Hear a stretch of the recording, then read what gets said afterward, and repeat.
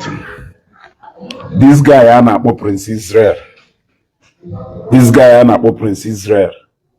Nke Enugu Adoration. Nwobeloge, that guy Anakpo Imafia. Nwobeloge ko follow. That guy Anakpo Imafia. Share this video. Nwobeloge.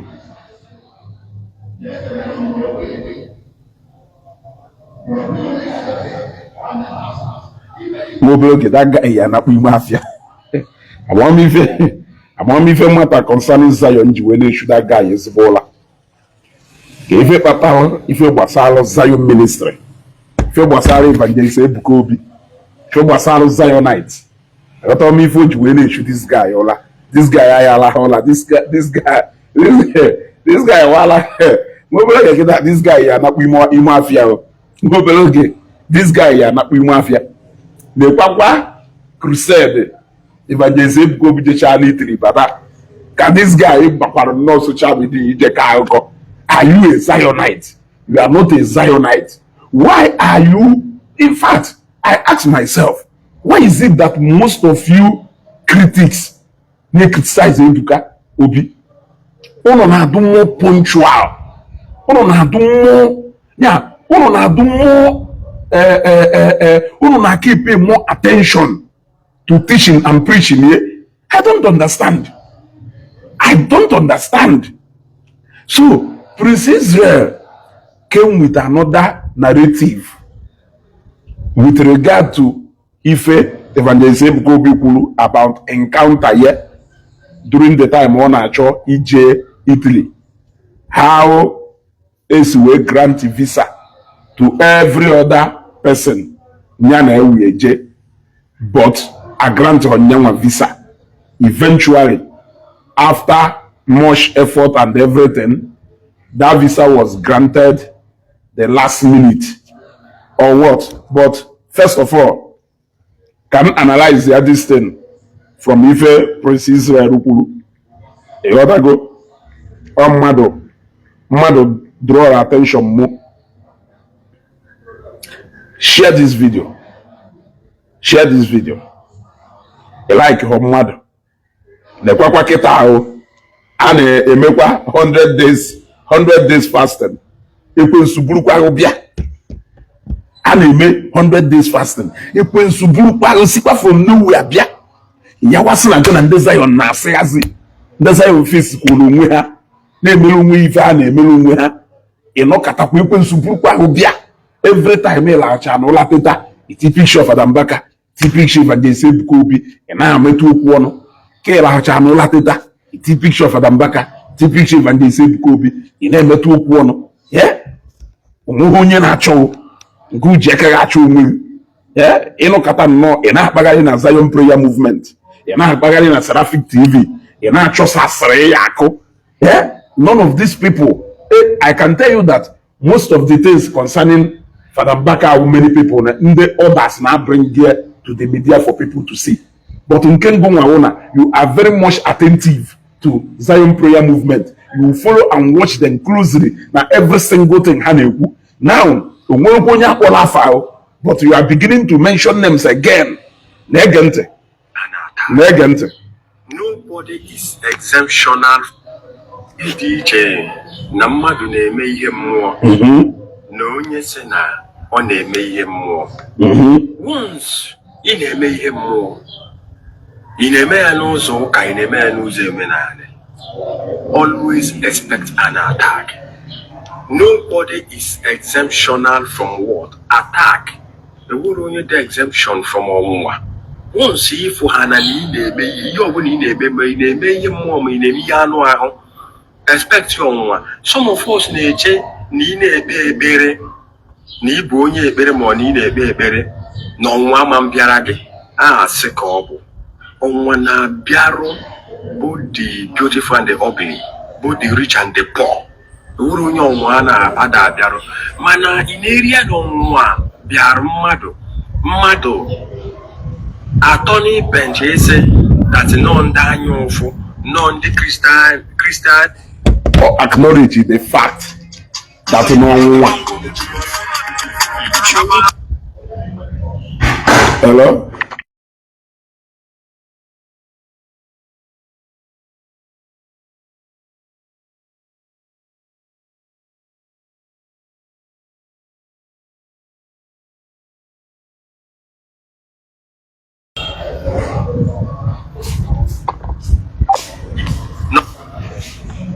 First of all acknowledge the fact that n'ọnwụnwa na ogbochi na-adabatara onye na-eme ife mmụọ. Ịghọtago? Acknowledge the fact na ọnwụnwa na ogbochi na-adakwasa onye na-eme ife mmụọ. Okay, ịghọtago? Mana o nweziri problem when people point at a direction ebe that ọnwụnwa na ife mmụọ na ogbochi ya si abịa. Almost the problem when people point at a direction, say not from this side or not from this side or not from this side or not from this side. Kadati ifobuchi or even that person siwebia. Only easy problem when people do that, but all acknowledge the fact that na even that person abia onye na-eme ife mmụọ. The Christians biye merunka menko ozo atonu fu akụkọ. And who else we want to bring ogbochi to ife na-eme? Who else we want to bring even that user to ife na-eme? If not number one, onye alike ife ahụ na-eme. If not number two, onye ife ahụ na-eme the against or onye feel not threatened by ife ahụ na-eme. Or number three, onye na-erughị anya ọkụ. Who else we want you not to succeed? Who else we want you not to progress? If not somebody to threatened by your existence, somebody to threatened by the call in will, somebody to threatened by that gift in will. Who else? Who else? Okay. But no money on say but no matter. You buchi na ndabata. O mmadu o mmụọ. O hajo mmadu mo wajo mmụọ. Eh? O wawala ajo mmadu ayekwu. O wala ajo mmụọ ayekwu. E o takori fe na-ekwu. O ko okwuru ri n'ife ndakwasa na adakwasa mmadụ. N'ife ndapụta na adapụtara mmadụ. Na ire eme ife mmụọ. Projection ọnwụnwa and ifa on onwe direction ebe o si abịa. Why na ya point si no ọ na-asị da na-achọ onye oyibudo. Ị na-aghọtakwa ife na-ekwu mana ka anyị marago duru ebe ọ na-eje. Ihe nje maka ya na-ekwu bụ na ọtụtụ n'ime anyị nwere ike ha dị awe na Ebuka Obi mee crusade. Mmadụ niile ga-awe. And the crusade ahụ mere na Italy, according by information, everybody that way. Who send 120 million for the prepare. What does it have to do with Ifonyanewu? What is your business, for God's sake? Yeah? What is the business? What can you no send the 120 million or no send the 150 million for crusade in Jamaica, Italy? What does it have to do? This thing was your money on efu. Go missing from any bank. Go missing from any bank in efu. What is the whole essence of mentioning the amount Evangelist Ebuka Obi sendere? Can we prepare crusade on Abia? Are you saying it to discredit him or for what? I don't understand. If I were evangelism, if I were missionary journey, missionary journey, ngo ya de invest in that gospel in the preach. Onya kufodu yejime hajime agwango maka church do na Zambia Bigoka owo Nicholas Okachukwu, Prince Nicholas Okachukwu Ministerial Outreach na fondo ife niile that church na-eme manya wuru n'ozi ọma na ezi ezi. Ịghọta ife na agwa ọkwa gwara nge Winners Chapel.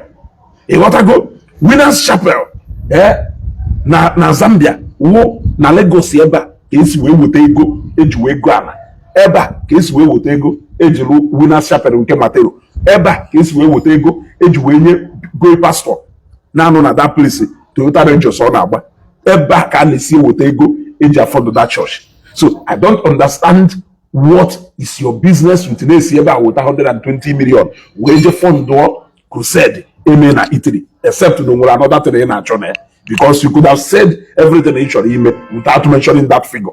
You want to go? Creation of that word crusade. Mm-hmm. Yes. Whatever they do.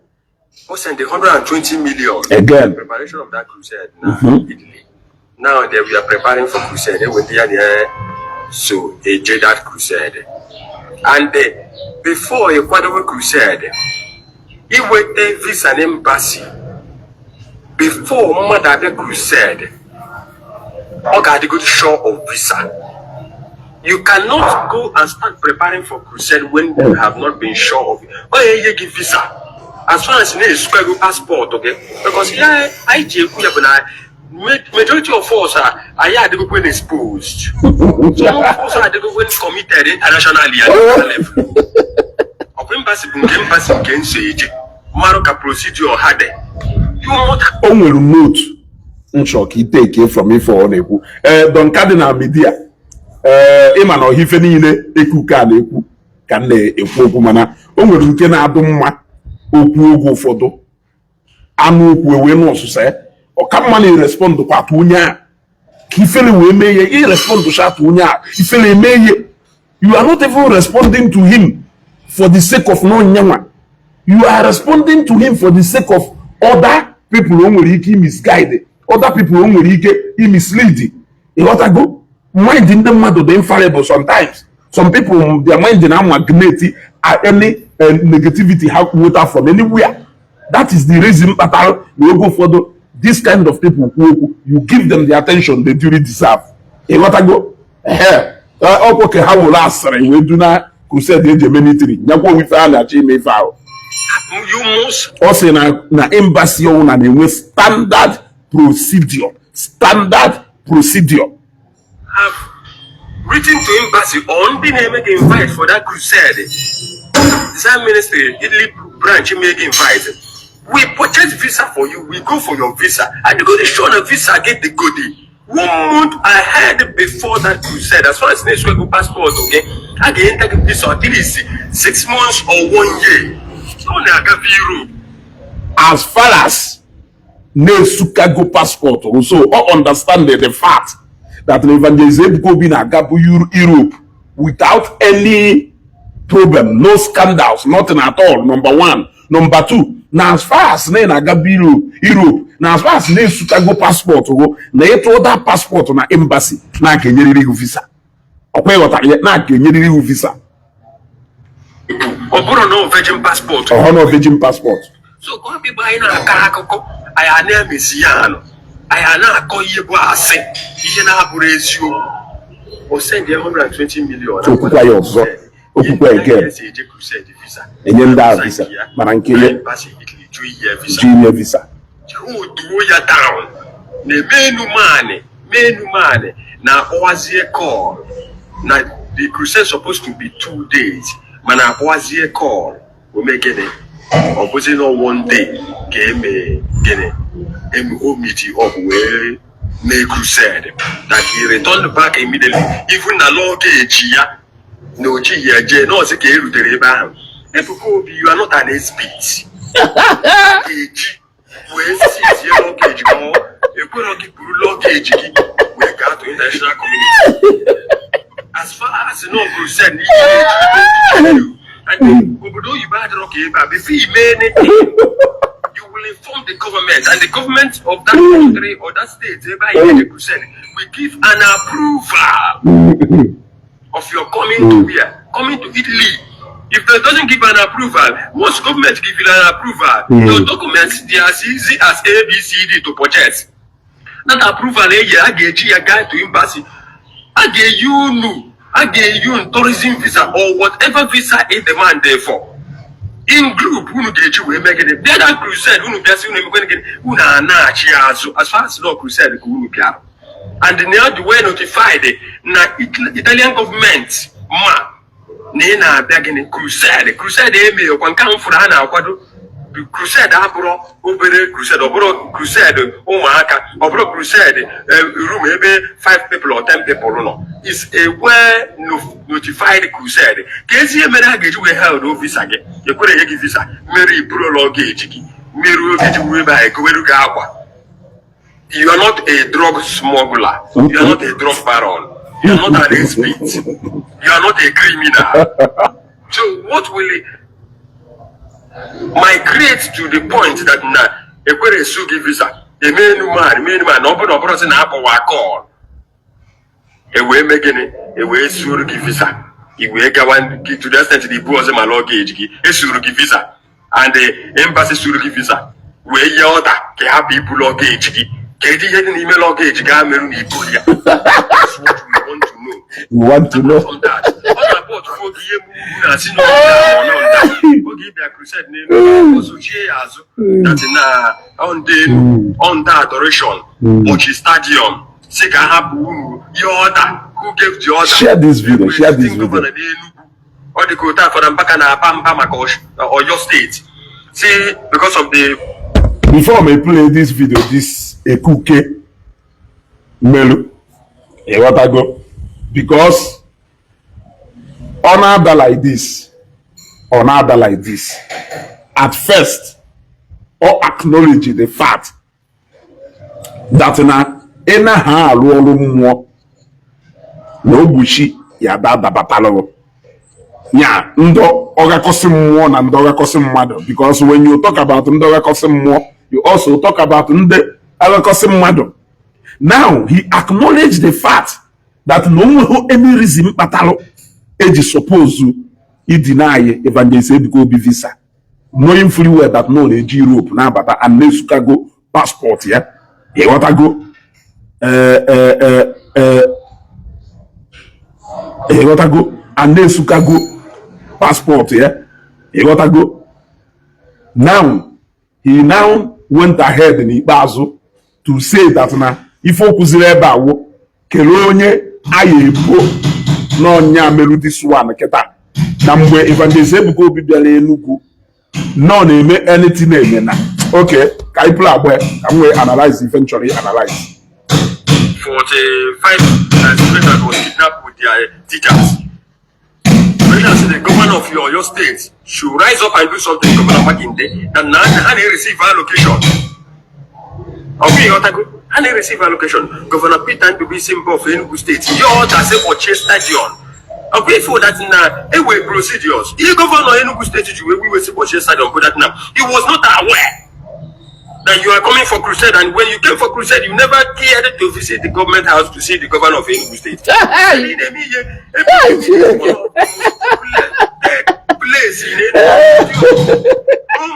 So nda amali ife patala eji we kwachi stadium ba eche na ha do ignorant ife patala eji we kwachi stadium ahụ. And meanwhile, don't forget that a call was put across Governor Kwuo not aware of anything. They manipulate the government institution to go and close that stadium. They manipulate the government institution because call was put across to the government house. Governor Kwuo that he is not aware. Yes, a governor, a sitting governor in the Southeast here called Enugu State Governor. Enugu State Governor confirmed or governor that he is not aware of that. Nguma Prince Israel na ndo tuno kana ebo governor no nya nyere order say gbachie stadium. Kerunde manipulate the government institutions. E we nye order no dey no governor nyere order.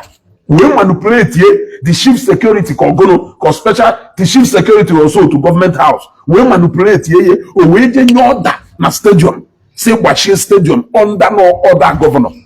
Let us talk about this again because not bring it up before we now go back to the issue of that triple that did to E3 because that is what this video is all about. Can they manipulate government institutions because a lot of things they make in Anambra State, a lot of people who are working with the governor Soludo, an individual manipulate has say no governor near order. A lot of people now working with local government chairman. When they go and do nonsense, they will tell you, no governor, no the local government chairman, yellow order.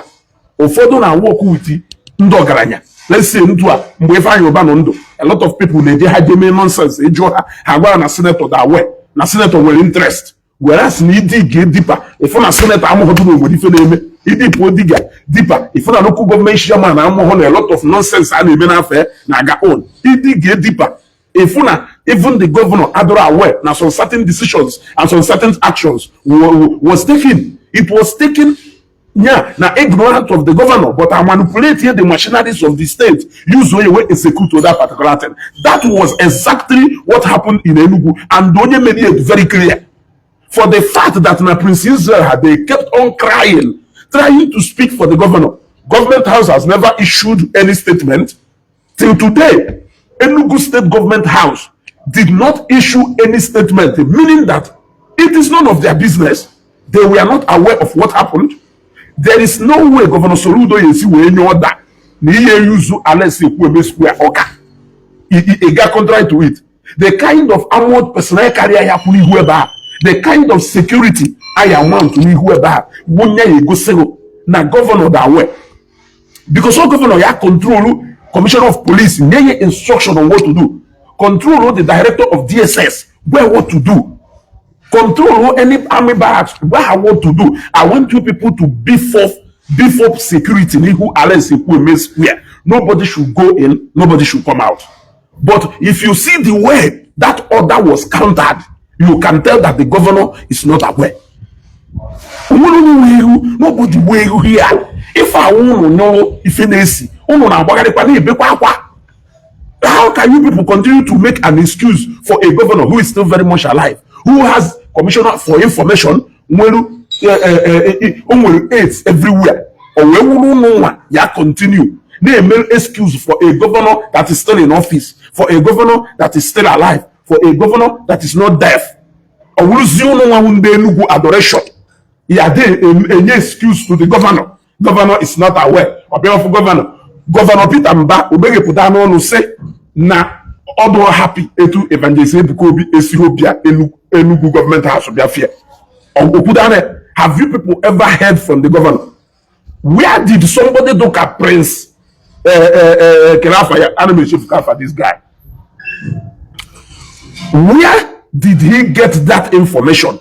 Did they speak direct with the governor? What is their interest? If they spoke direct with the governor and governor, what is their interest? Why are they the people who are now the mouthpiece of the governor? Are you getting what I'm saying? Before we now go back to the E3 crusade. They can take if you can do is no kapa, they implicate you. It's a no who no but if from beginning to end. How was the order of the governor overturned until today? No arrest was made. Imagine that Governor Soludo in your order. Nobody should go into local government in Newi. More ways to go front or that order banner from that time to today. No arrest was made. Governor did not make any investigation. Governor did not issue any statement. What are you even telling me? It was an individual effort. It was an individual effort, whether you like it or not. And the person who cries the louder is the person who carried out that instruction. Who gave that order? Yes, because some of them those are connected to this government forces how they use. Yes, some of them those are on the land grabbers. Majority of the land grabbers all institutions of the state, machineries of the state can manipulate. We didn't so call another man. Only the number commissioner for police. Only the number of the governor. Governor had to be aware of all any day. In maneuver, we meet one-on-one, with a connection. Only one governor contact one-on-one that day. That game Hanakoyabu. All these land grabbers in Apo. Who could you have governor the DJs or Anamado? Oh, my special advisor to the governor or that. Oh, my commissioner for lands. Oh, my susu and susu person. A resume for a court one letter one from government house. Because your leg cannot take you to government house. If Evangelist Ebuka Obi Juwe shut down that instruction, that's all. If Evangelist Ebuka Obi Juwe make his way to that stadium, because no or from higher authority away, because the governor Adro aware. A Yakari governor na state here. He is the chief security officer of state here. Onye kanjagwa. No administration or no Peter Mba as governor yellow instruction. Ebuka cannot use that stadium. Ebuka can never use that stadium. But for the fact, all because na akaka tipiazili contact me now. So the next thing follow is for the governor to come out. Now, since governor did not come out, what it means is that governor is not aware. Very clear. Continue to cry and implicate yourself. Continue to cry and be implicating yourselves. Let us continue. The home of Enugu Rangers. Ebe Okwuluora ndị Igbo na ọdụkọ na-eyusu steeti. Ọ bụrụ that same stadium ka Okwuluora ndị Igbo na-adị eyusu steeti. Thousands of people are gbakọ there. Ọ bụrụ the same place. I say the home of Enugu Rangers. Home of Enugu Rangers. Ana-akọ ihe a na-akọ. Ọ dara sị ka ịfụ the Bishop of Catholic Church of Enugu. Ọwụ na iwu ndị jere crusade na Abuja mgbe Evangelist Ebuka Obi jere Abuja. Evangelist Ebuka Obi ojefu bishop. Biko ana m ajụ na ajụjụ. Evangelist Ebuka Obi ojefu bishop. Ana m ajụ na ajụjụ. I don't understand why these guys are losing it completely. Who says that an Evangelist Ebuka Obi crusade in Anambra State that he must go and see bishop or go and see who? What is his business? No one actually the phone. They are just complicating issues, building a narrative that doesn't exist. You are speaking the mouth of the bishop. You are speaking the mouth. You are the mouthpiece of the bishop. You are the mouthpiece of the governor. You are the mouthpiece of everybody. All these people, they have not made even one single statement for the fact that no ngu bujenisi, ngu defense of everybody. Ogosari no ngu nyorefa nisi. Whether you like it or not, because you are crying more than those people who should be registering their concern.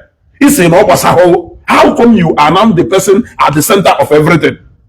Yeah? Explain that you don't have, you are not involved in all this. Stop pointing at directions that are not speaking. They are not saying anything. You keep pointing at them.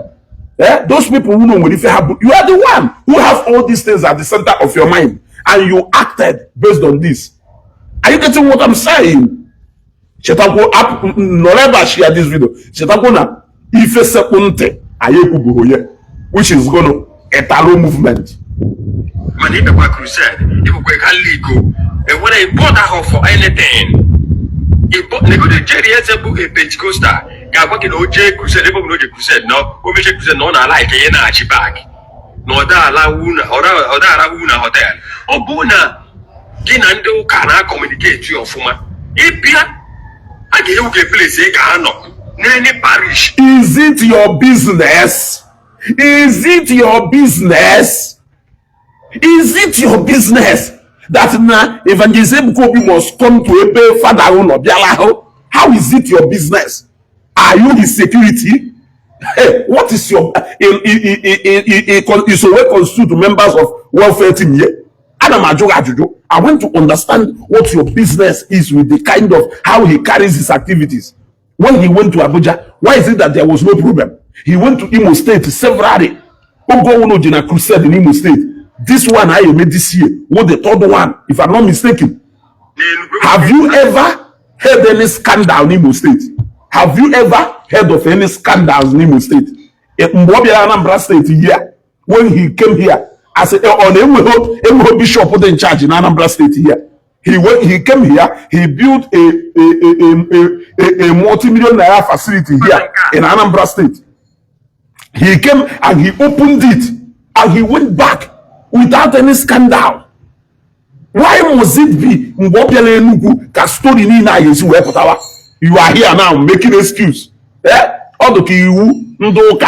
According to Enugu Diocese, all the called different. All the called different from Ntodo, Nanambra, Abuja, and other places. Obasaho. Yes. Within the police. Oh no. Yes. Yes. Oh no, man, with the way you are now crying about it, you see, obviously you know those people be there. All because of no na parish or no na Soviet no interested. If they're there, no plan to go his way in and out. That's why you can be everywhere crying over what is not your, over what you claim that is not your business. Yeah? But you are crying all over social media. Yeah? You are crying over all over social media over business. It's not all your business. Yeah? Because no be hosila na parish ebu no shokobia, o notify who no do no si expect. Nyam patalu no ji we chok no threaten no. Onu na thank God no onyu no na energy fake ono no no na 5 onya no na 10. O chukwu na emeze. O chukwu mmelu na nwoke position no to so we position. O nya o nwere mmadu nwe mmụọ. Echo ya na mmụọ si na mmụọ make up ya. Echo ya ni ife si ni ife make up ya. Nwoke nwere nkwa nwe nkwa kiri kwukwo. Kabia, Kainaga. You were notified. You left the hotel.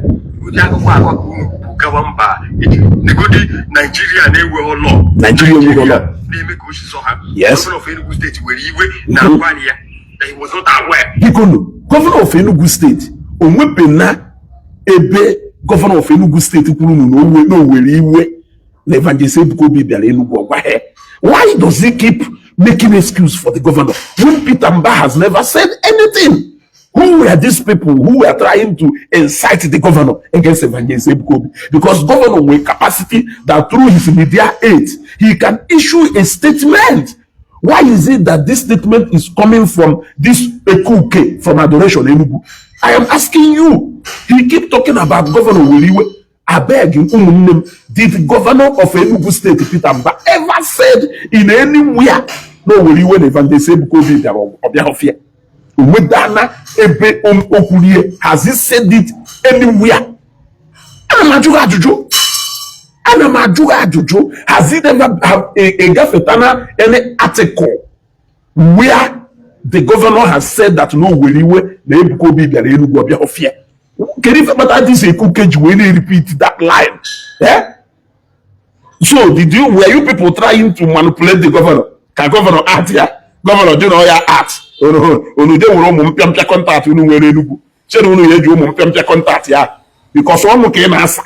It just answer. I don't know why you have so much information that did not make it to the public domain.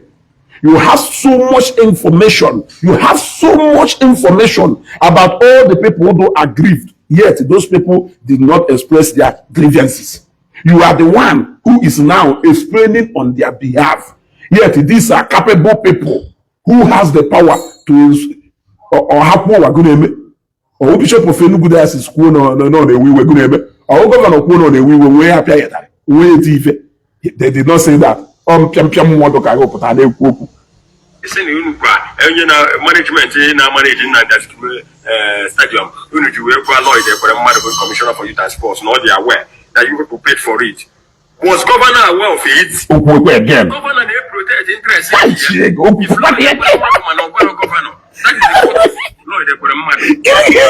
guy, not the fault of the management of oh Lord, the governor notify Commissioner for Information or SA on Information. Look at Governor direct. Look at let the governor know. Look at apart from that, everybody will Evangelist Ebuka international community. international community. You people have not said it too because Yes. I can facts. I hope the fact. I know fact. Now you go be visa. Natal. Or a visa. Natal. Or visa on arrival, Catch your issue here. Onye na akwado crusade like that na ihe na. And unu abu na achọkwu unu rogo ya ka unu chọ ndị unu ga-ebo. Chidera do mege do mota mege ebe ha na-edokwasa aka. Ịyafụ handkerchief do na nylon o mota mo fudo eweli wewo. Okay. Hey, we pay for it. Okay. As usual. Negenti. No kwenda adoration no kwafara mpaka. Flebo neje. Flebo neje. Flebo neje. Flebo neje. Flebo neje. Mpaka mma na achi go crusade o jeri eze onye depo. Visa ga adigo dey before gini na aka. Ndị big man na weje visa. And the Hana agwaye like Jerry Eze kwado ije crusade na outside Nigeria. Ọ na-akpọ onye agwa esi na process nsi ewota visa na ka nsi ewota na ka nsi ha na discuss with him this Ekuke will a way of making excuse and speaking on behalf of everybody. He already knows how everybody operates. It is only Zion that he has refused to understand how they operate. He is now making excuse that if Father Omaka Jerry Eze Omaka Father Mbaka Omaka other ministers siaga about their visa before he will maybe travel. So again, 10 years, 5 years, 50 years to any country, how many had to said, and I believe today, no, but plan what you said it. So, why the delay of the visa? Why the delay of the visa? Why the denial of the visa? It is now an attack. An attack. It is now an attack, and don't want to marry. Yes. On the Christians, on the adoration. Ngachelu, kambu biri eba weku eventually, kumpuchazi eventually. Now, Prince Israel, I want to make it clear to you now. For the fact that they understand that by all standard, Italian embassy, Yeji will deny Evangelist Ebuka Obi visa. Number one, for the fact that they believe no Italian government any order came a crusade that there is no way I see we gather book location, maybe every necessary preparation there. For the fact that we make an example with the Enugu state government, the Enugu state government are aware. For the fact that we no about invitation letter, how you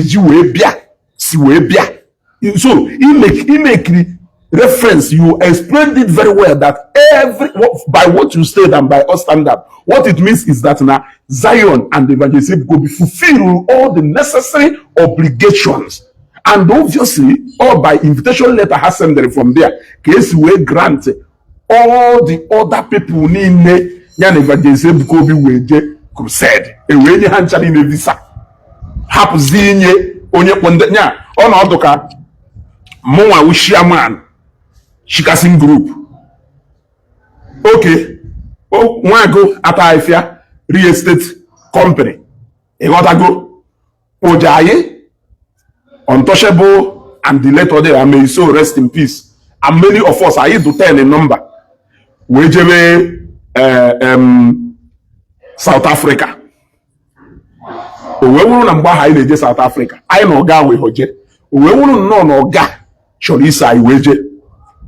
Okay, can happen one go. Let me use something that just happened. Pine leaf.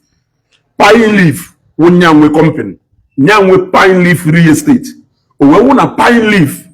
For those people up Weje Philippines. A weighty water obviously invitation letter hajeje. A water go. How will na embassy. A way ndeni pine leaf weje Philippines visa. E nye hosi pine leaf no mweye. E nye ziri ha visa ka haje megona eba.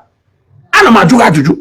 How can you deny the owner of the company no way? How can you deny the company visa? If there is any reason to deny them visa, it will be based on a company meeting this effort on a company meeting. And since in this case of Zion Ministry, you have said that Evangelist Ebuka Obi a frequent traveler.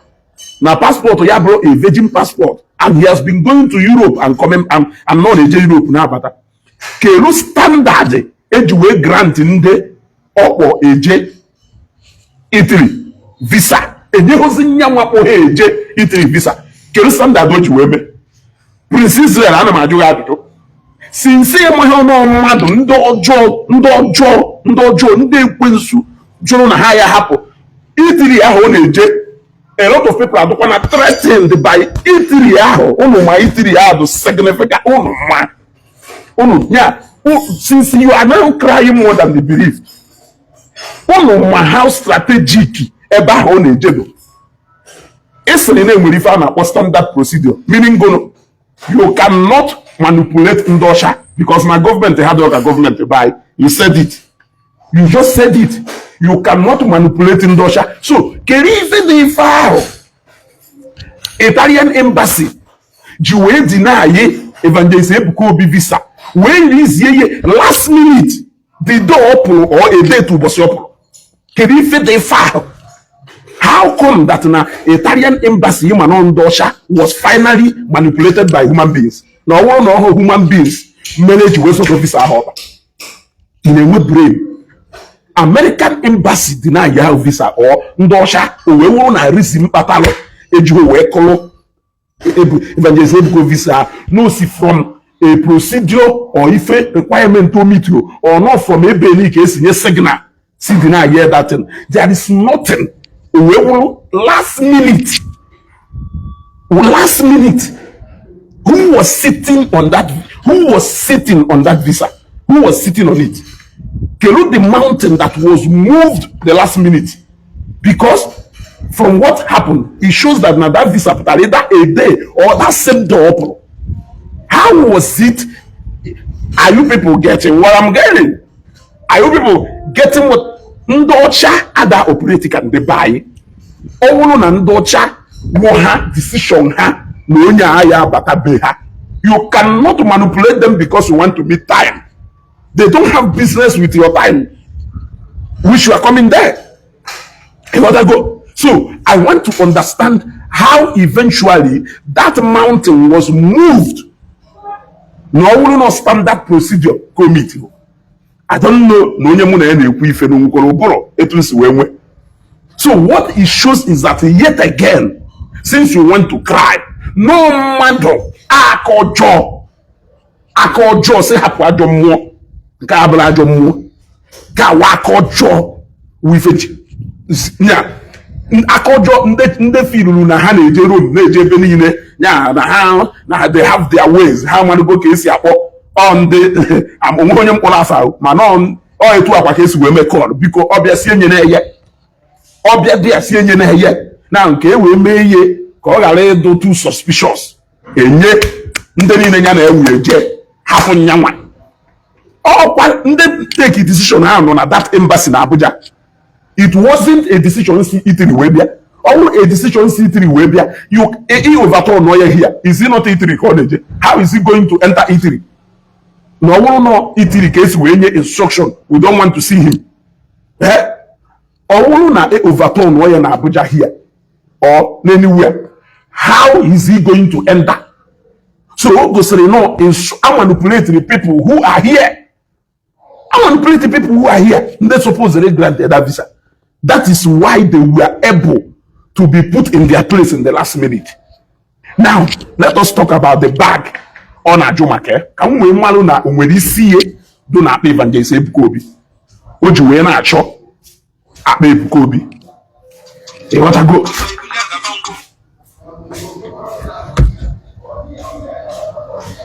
Hello?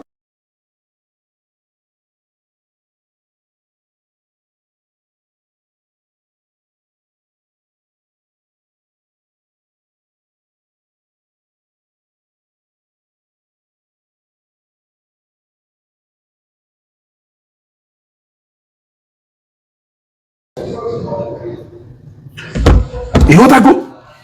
So, Mahakwendi Ibodalo, in spirit. And thank God on Edo conversant with traveling. You want to go? Edo conversant with traveling. So you hear what idea of even Nebu. It was manipulated from embassy here. Don't give him visa. That's why it was man-made here. And that's why it was eventually akakaka batapalo. Etu akakaka siwe batani nuwe wajiaka.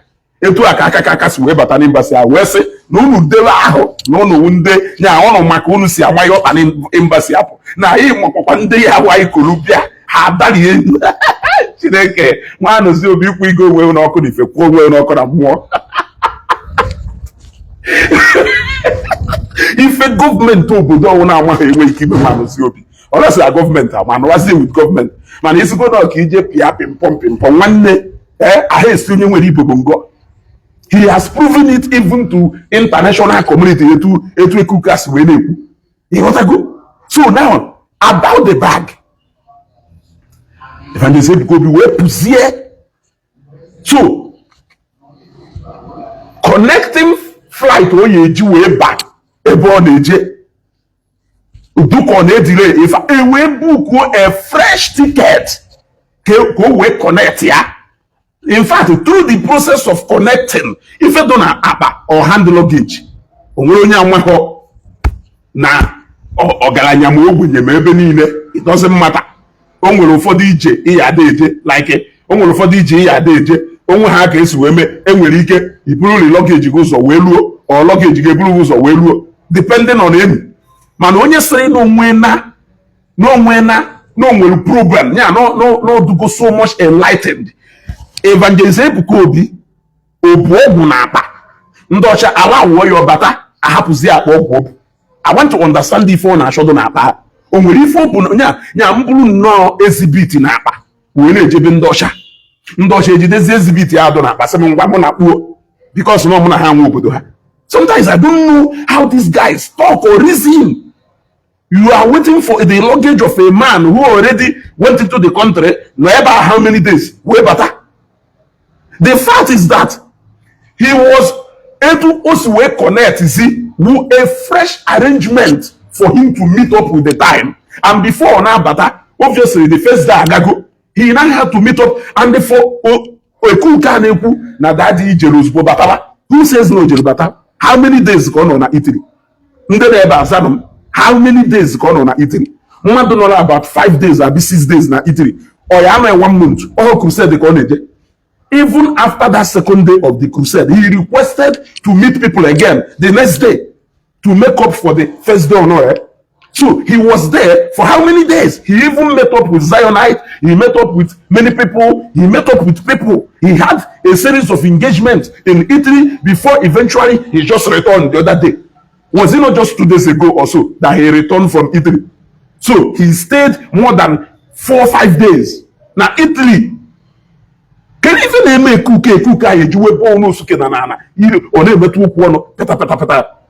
Evangelist Ebuka Obi got to his destination before his bag, before his luggage. It's not only him. So instead of he had to make a French arrangement for him to appear at Eboneje. What is there for this guy? There's no time to start waiting for this one or waiting for this one. He had to move immediately because he need to connect, to meet up to the program on AJ.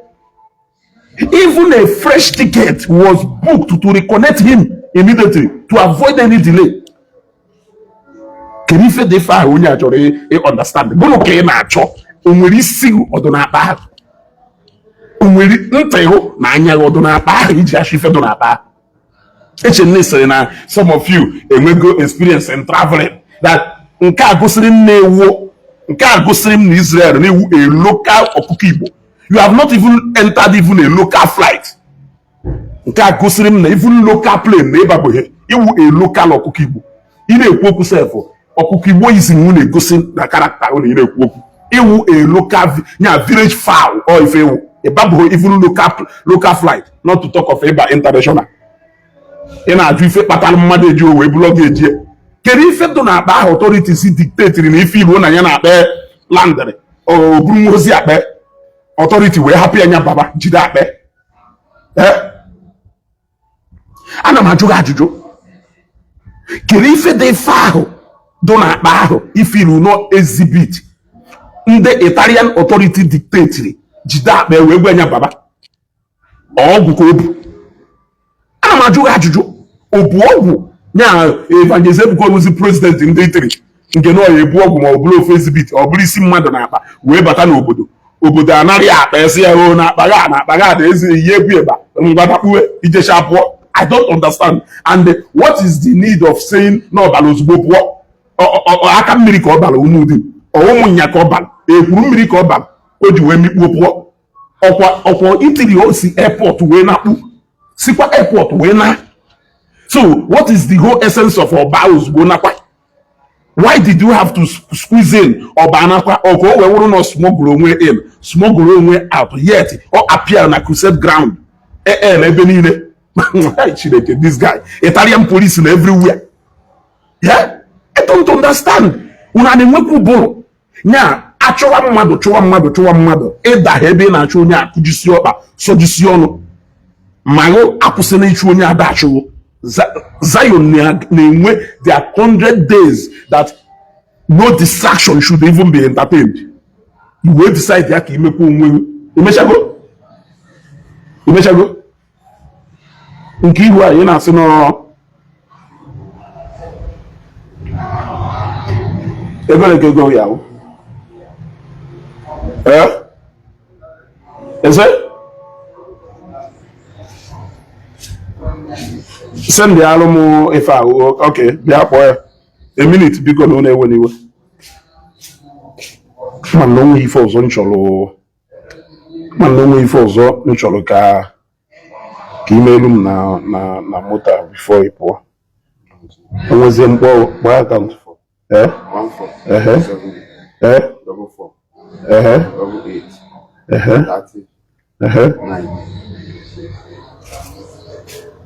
access na ifuru ife Toyota ji wee wu Toyota ọnwụ Mercedes nkịta ife ha na ife niile na ndụrụ ebe enwe ka ọ gara ịba 100 and something thousand na kashukwu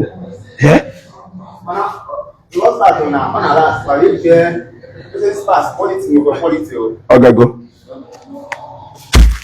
You have to go. Share this video. He even visited the Vatican City. Vatican City. He visited the Vatican City before we batawa.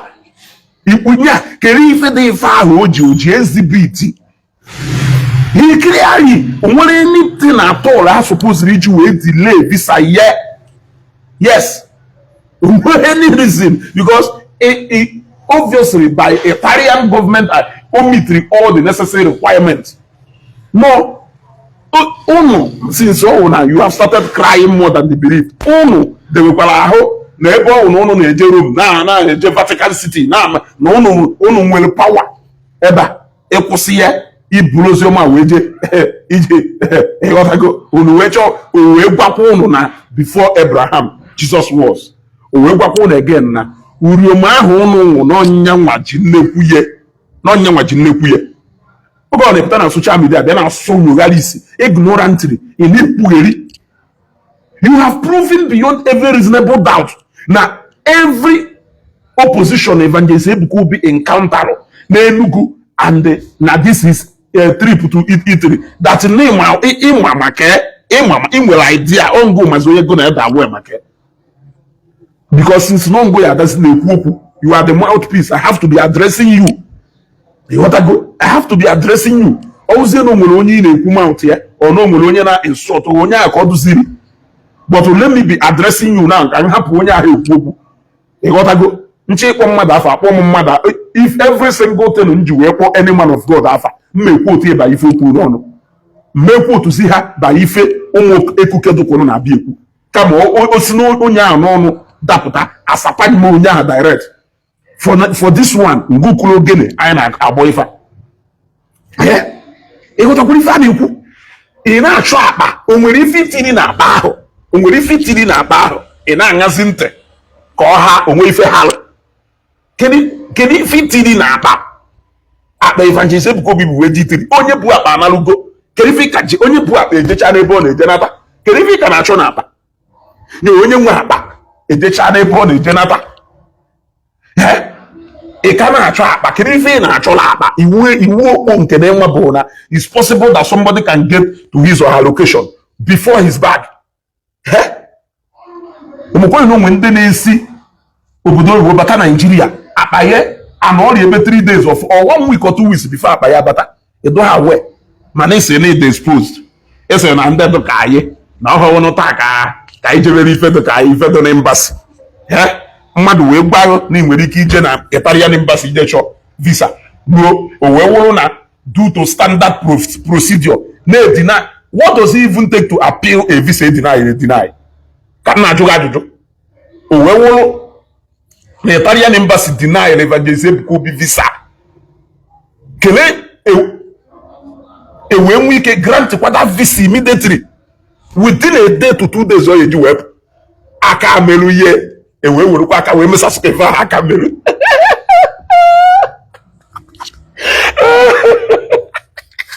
ọkụ fon ka eji wee kpọ call wee sị don't give him ọkụ fon ọ bụrụ na edeny ya visa oso onwe deny ya visa taa apply kwa ọsọ echi deny ya visa taa o nwere time inwe nuru iji were apply ọzọ ndị be anyị biko nuko walụ no deny ya visa today apply kwa ọzọ echi.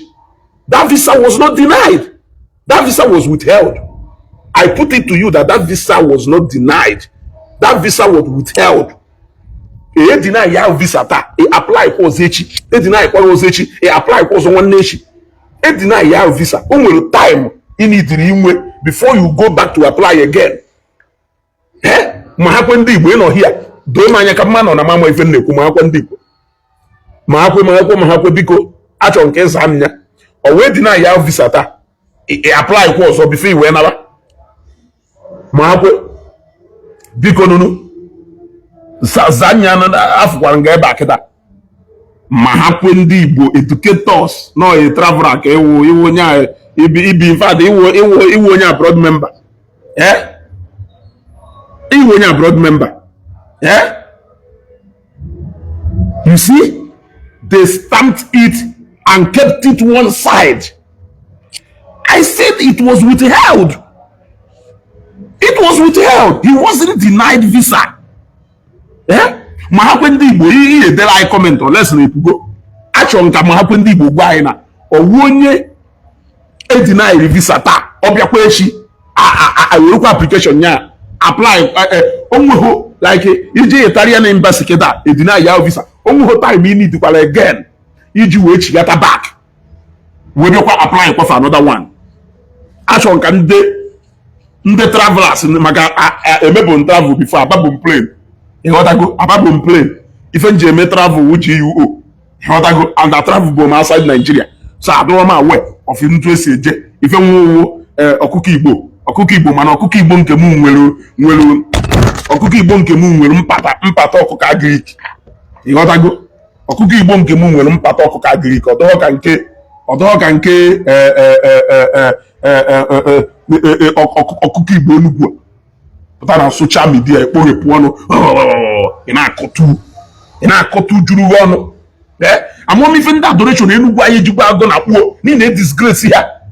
Even if you are coming out to defend them, you are not doing your job very well. You are not doing that job very well. Implicate in the defend. You have seen clearly that the visa was withheld. Who gave that authority? Who gave that instruction for that visa to be withheld? Yes, because you cannot clearly stamp the visa today of Ori travel today.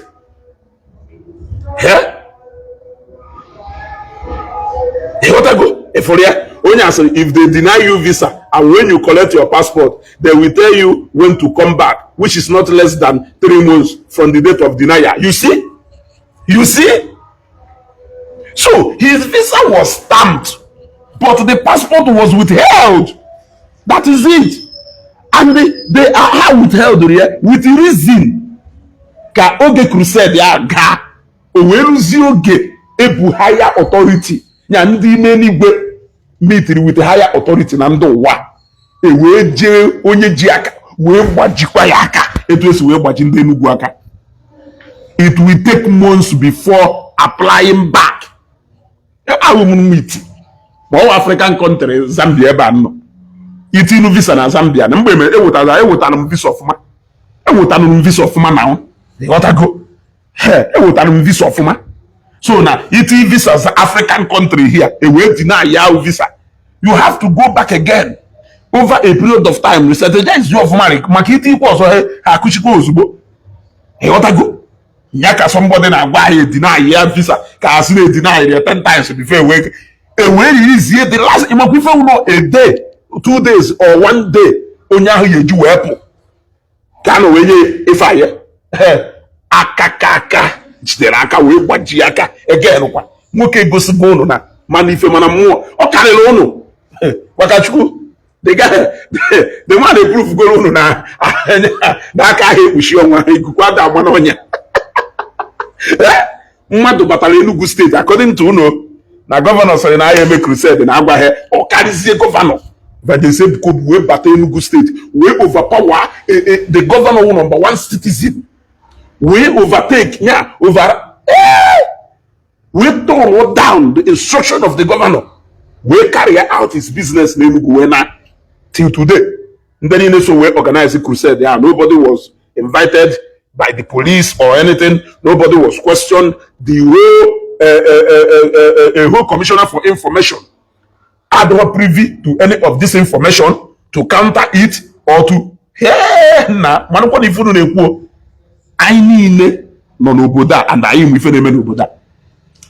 I repeat again. Let me repeat it again. Na Governor Soludo Balogo that you cannot make use of a Kwemespia Oka. Governor Soludo Nyelo order. The only person that can change that decision is Governor Soludo. And if you eventually come to Ekweme Square, you will see why the number, you will see why what will show you that no number one citizen. He is the only person capable of immobilizing the number of armored personnel carrier, police officers who is going to pay them for that duty. Police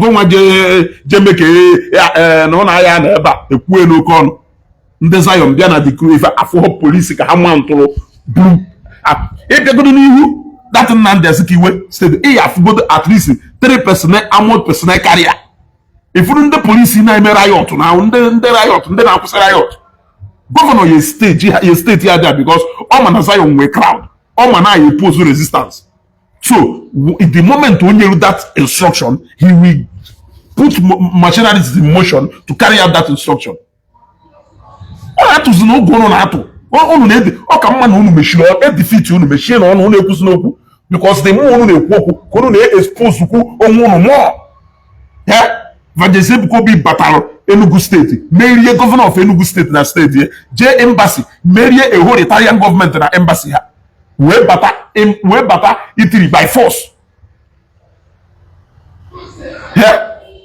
Home and away, Obaron, home and away. Obaron, home and away. Up piano, home, piano away. Unu de were na Vatican City na Italy no we even so she in Italy and una chok oji Italy ya e odago because no je Italy menu crusade can even the Rome never can even high you will stop here no only for the message because unu we funu na energy na unu na agba according to Catholic procedure according to Catholic here okwo nwere ebo osi gba yipu we bia ebe ahu ko ojelu bata na state na country ya bia make crusade. Yet they did not stop him from him that crusade, knowing fully well that no bishop here commissioned him to go on that movement. A lot of things can hide because can't show up into me. Water no make Nigeria. Oh, make according to Catholic.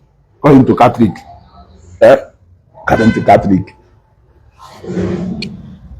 E put na social media, he made 16 minutes video with value.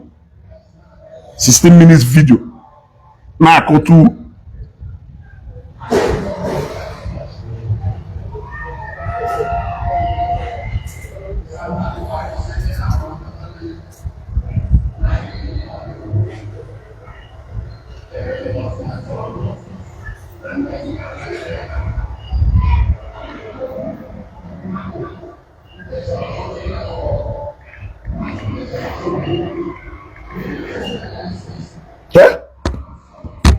share this video because I actually got this Prince Israel Okoko. If you ya de meye bo no na keta.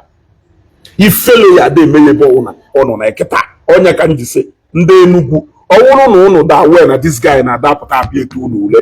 Biko gbanu ye nya abiazina nye kusina no edi ye. Oju tilu disclaimer. How can you people say you are working with such an unintelligent somebody? And some people like us puta willingly if I want nobody. I can tell you nobody. Nobody. I am stating the obvious. You want to go? Can you na video? Now you play Sharia. I show them video where Dr. Paul and H&M got missing in the system, and his wife too. Imagine. We find him before. Kirife Ebuka Melono. Under adoration. Oh, Father Mbaka. We just say the Ebuka Obi visa. But soon after this, one of those attacking. Ulebe Evangelist Ebuka Obi Kulu na Father Mbaka will see any visa. In fact, anywhere mention Adoration Enugu or mention Father Mbaka was his name ever mentioned anywhere? You are the person always bringing out Mbaka out for dragging. You are the person always bringing Evangelist Ebuka Obi manipulate work in visa. Did he mention anybody's name? Did he put direction at anywhere? Why are you always acting as if you know a lot? Why are you always behaving like somebody who knows a lot? Because looking at environment, I don't want to say anything. Only because Namu decided Namaya Gazi a particular area until further notice. No more goes wedo. So let me stick to even Nebu. Let me rather talk to you. You want to go? Why did you Evangelist Ebuka Obi? Did he mention your name? Did he mention Enugu? Did he mention a priest? Did he mention anybody? Why are you assuming that no? God don't receive him and maybe don't feed that young baru. Somebody name spiritual things. Now somebody. You can see where spirituality is too hard. Attack is so young. Even spiritual things. Every day. You are now making excuse now. The way they be from Evangelist Ebuka Obi will fake and arrange on or we from work on him. Enough onye na-eme fake and arrange ndị mmụọ onwe ife ndị mmụọ ya bịa mee ndị mmụọ ma na-eme fake and arrange why iji ekwu na no ife attribute are supposed ide nya no ife are supposed ide ekwu na ajọ mmụọ and ndị ajọ mmụọ bịa mee a na-ekwu na ajọ mmadụ merie no ha eme ife mmụọ no fake ka ọwụ na arrange ka ọ na-eme okoko ebe unu na-agba na video onye nke another kingdom set of kingdom photo Ebuka Obi. So those kingdoms, do you think that they will not go to embassy to block the mind of Ndinesu visa? Okay, ndemwa jeme. So kaise ndemwa jeme. Ewe se phone ko ndemwa we je say ya akpo the kingdom of ndemwa we je nyesi order we say ha release it or you face problem. Nya kingdom of ndemwa I may hear that. May implement knowledge. This guy I help you to do sentimental. Ihe ọbụla mmadụ gbochi, ihe ọbụla ọnwụnwa ndị na-emere Ebuka Obi ofu anya, envy and jealousy. Also ga-ebịa na comment section kọwa nonsense. Onye bịa na comment section, nwere comment section, ife dị comment 6 or 4. Onye bịa na comment na enu onye bịa ịghọtago to a full awake in the comment section.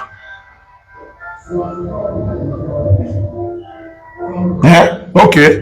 Call ya ndị mmadụ bịachara na comment section ya mana ya mazi ndị ọzọ otu emusi. Na Italy ga-ayi eluwa fruit na aga anụwa testimonies. Ọ bụrụkwa na anụgo testimony, ọ bụrụkwa na ewe testimony. Ịfụrụ ka eji wee pụta mbọsị a ga-ete asị. Mmebido okay. From today ọ sị na ọhụkwụ na-enwe testimony, nwe testimony ọ nụrụ. Ọ na-ada adụ sharp.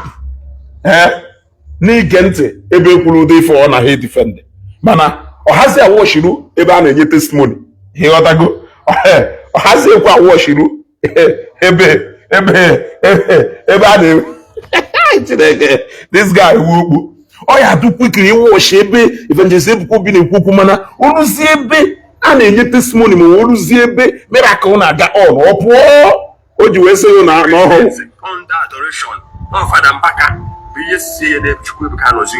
The guilty is always afraid. When after there's one of those attacking men of God, don't they receive? The guilty is you are always afraid. I don't know why. Somebody name spiritual things. Now somebody. On the make spiritual things. Spirituality is too hard.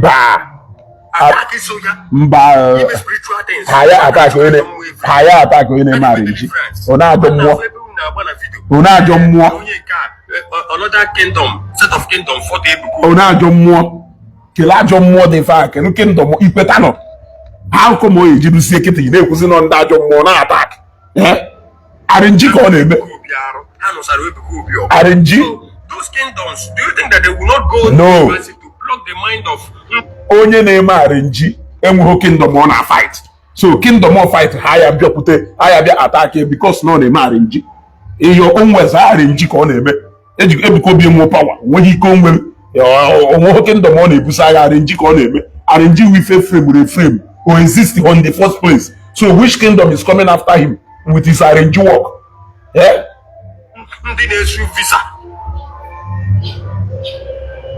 so kai may here may implement knowledge that people I have to do sentimental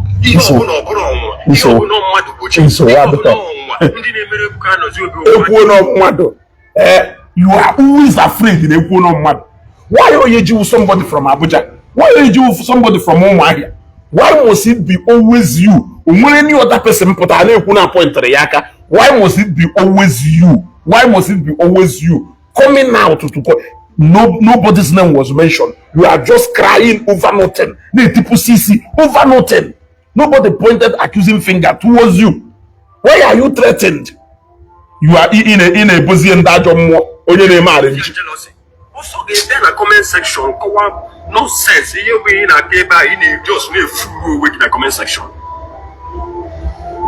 Okay, and very soon, na Italy, they are yellow fruit. Now I got no what testimony. Oh yeah, the good fruit. And we got testimonies already. Because I get as na get them man. Even in a Jew, Ebuka Obi we dey ham man. There's no way. This guy. Bishop Oyedebo get crusade. This guy no good. This guy no problem. Miracle. Jeremiah go to fulfill. This guy no problem. Even for the blind. This guy is no problem. Somebody know the Christian. This guy no problem. This guy no problem. Or health issue. Every other pastor in Nigeria, the real never miracles. I say Evangelist Ebuka Obi. Oh yeah, miracle. There's no way the way you will get crusade. I got it. Yeah, on the again take all balassery, man. I watch you see this. Or somebody blind. Or you not keep winning things. Or whatever for the chicken back a go do it back. Or not. Now I got very small testimony. And the crusade was a success. The evidence of the success is what we want to know. Where are the miracles? Jesus Christ cannot go to a place and he will never come back without people. A legitimate miracle. Authentic. Okay. Also a legitimate miracle. Meaning that you go to the miracle keta. Although he decide a legitimate one, or not a legitimate one. It's to confuse bundle of confusion. This guy. In the days of Jesus. That was a proof of miracles. The blind was in the lane, was walking. Even it came to a time, the shadows of Peter was healing the sick, raising the dead. So he's a miraculous walking God. A miracle thing. So he way here, but he way here. Okay. If you are not of course, what I mean, oh, Panyaniku, Najo more with Jetty stop on Evangelist Ebuka Obi and with a heifer. No, in our more. Yapapa quality pass conclude that spirit, that gift. If he's not a threat to the kingdom of darkness, why will they care whether he's going to Italy or not? Because definitely he's not going there to achieve anything. One jealousy let me tell you, let us define this thing very well. And that goes to and Ayakoche for the fact that na demons do kayo kanondo. Ayakoche. Ayakoche.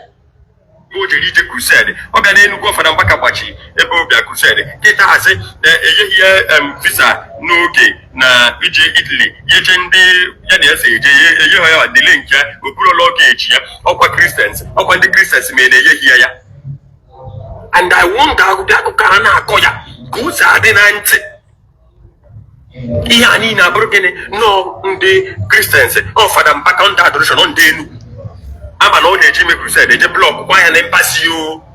Can even this guy ji akpụsị Fada Mbaka ndị Enugu Fada Mbaka ndị Enugu Prince Israel biko ọnwụ na nwere ife ma nna agwa na anyị want to know ọdatin meru na mkpụrụ ejere ije ogbe kwuru okwu onye isi afọrọ ụzọ onye kansa case adị owo tọrọ healing ya o mechezie na very soon anyị ga-anụwazi adụ me follow video nke ọzọ si na ọdịnwa ndị Igbo meru ka anyị ji wee na-ekwu ya na-ekwu so ka anyị marụ datin na follow video ma ha kwe ndị Igbo mana i follow the program if you will complete bisago nke ewu all the chọrọ ịnwa na-enwe miracle do recorded all the crusade the proper ka ihe eje follow iwe nwa na-enwe miracle do recorded you gotta go miracle are false you can't force God to do miracle but you are a seer or you are a prophet but you are a prophet na fear but you can't force God to do miracle man ọ wụrụ onye depo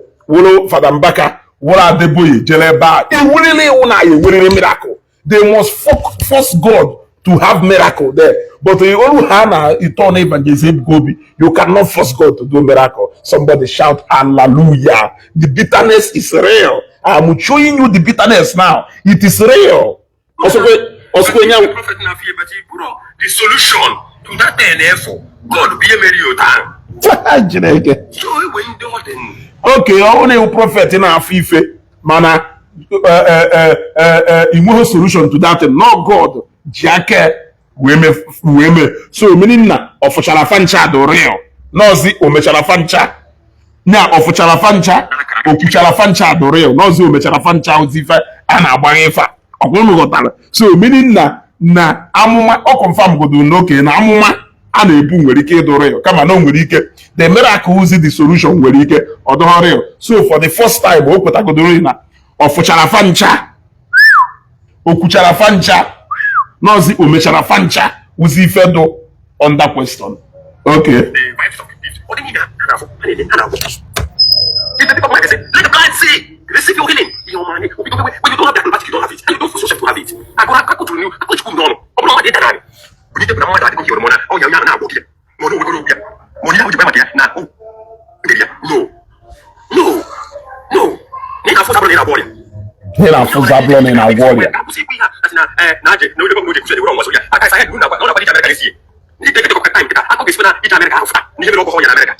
So finally, Jenugwa Prince Israel na Mosri ona ifele emebuhe kita.